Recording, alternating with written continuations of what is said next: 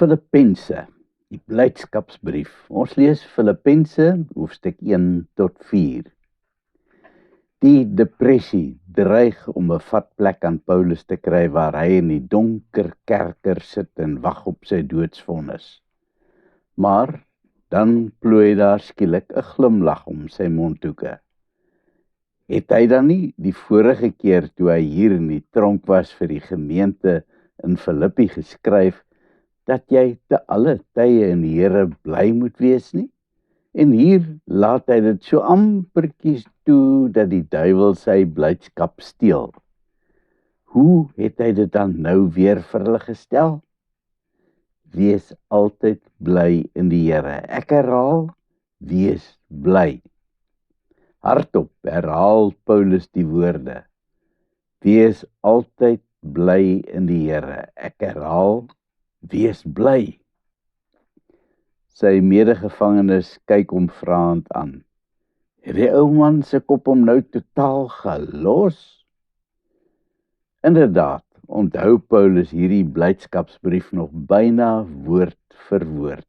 Nee, dit was nie hy wat die brief geskryf het nie, maar die Heilige Gees was die eintlike outeur van die brief. Dit glo Paulus met sy hele hart. Die Filippi gemeente hou vir hom sulke wonderlike herinneringe in. O ja, daar was die verskriklike geeseling wat hy en Silas moes deurmaak. Dit is iets wat hy nie vir sy grootste vyand toewens nie. Dit voel asof die vleis letterlik uit jou rug geskeur word deur die stukkies metaal aan die sweep se punt. En toe hulle 2 daar in die stinkende vuil kerker boonop in blokke vasgeketting word, met daai stikkende ru van hulle op die koue, vuil klipvloer, het hy gewens vir die dood om hulle genadiglik te kom wegneem. Die pyn was ondraaglik, soos die klippertjies in die stof in hulle rou wonde geskuur het. En toe doen Silas dit. Hy begin sing. Paulus wil eers vir hom vra of hy dan nou besig is om gek te raak, maar toe besef Paulus watter wonderlike geleentheid hulle hier het in die tronk. Hy kners op sy tande en begin saam met Silas sing. Glo my, dit was nie maklik nie. Kreun het hulle die eerste versie deurgeworstel. En wonderbaarlik voel dit toe sommer ook beter. Paulus was die een met die tweede lied wat weggeval het. 'n loflied. Hierdie slag was dit Silas se beurt om hom skeef aan te kyk. Sing kan nog gaan, maar 'n loflied, dit is 'n bietjie dik vir 'n daalder. Maar Silas mag nie wys dat hy gebelgd voel nie, en hy sing maar ewige dwee saam, wel onder protes. Die volgende lied gaan sommer al stukke beter, en weldra sing die 2 dat die bessies bewe. Hulle seer skoon vergete.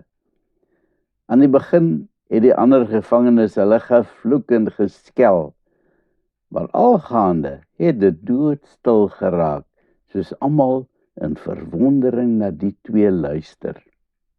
En toe gebeur die groot wonderwerk, toe die Here die tronk skud en al die gevangenes se kettinge losgaan.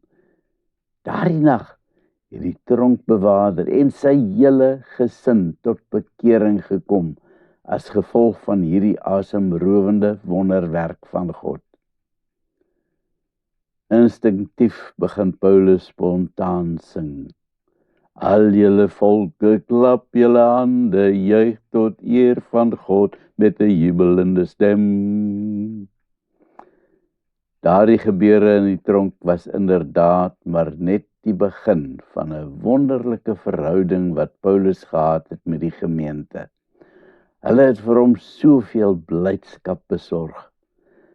Reg van dag 1 af het hulle hierdie splinter nuwe gelowiges saamgewerk om die evangelie te verkondig. Hulle het onmiddellik verstaan dat dit nie die taak is van 'n hoogsgeleerde leraar om die evangelie aan ander te bring nie, maar elke gelowige se plig. Natuurlik is dit nie altyd maklik om 'n gelowige te wees nie. Dikwels word jy vervolg vir jou geloof en Paulus het dit al menigmaal aan sy baadjie gevoel. Maar wanneer dit gebeur, mag jy nie gaan lê en jouself jammer kry nie. Hy het juis vir daai gemeente geskryf dat hy nou wel in die tronk was, 'n onbenydenswaardige lot, maar dat dit juis die evangelie bevorder het. Hy kon al die hele keiserlike wag onder hande neem met die evangelie. Op geen ander wyse sou iemand hulle kon bereik nie. Is dit nie al klaar genoeg rede tot blydskap nie? Wees bly in die Here, al tref die slegste ongeluk jou. En moenie kla wanneer dit swaar gaan nie, dank die Here eerder, selfs deur die swaar tye. Op hierdie manier word jy 'n ligdraer vir Jesus. Ja, inderdaad, moet jy met groot blydskap Jesus se lig helder in die donker wêreld laat skyn. Dink net, watter wonderlike boodskap van hoop dit nie uitstraal nie, wanneer jy 'n opregte, borrelende blydskap uitdra terwyl al die ander met lang gesigte loop. Paulus het seker alle rede gehad om bekommerd of besorgd te wees. Maar dan skryf hy vir die Filippense: moet oor niks bekommerd wees nie, maar maak in alles julle versoeke deur gebed en smeking met danksegging aan God bekend. En die vrede van God, wat alle begrip oortref, sal in Christus Jesus oor julle harte en gedagtes waak. Skryf hy in Filippense 4 vers 6 en 7.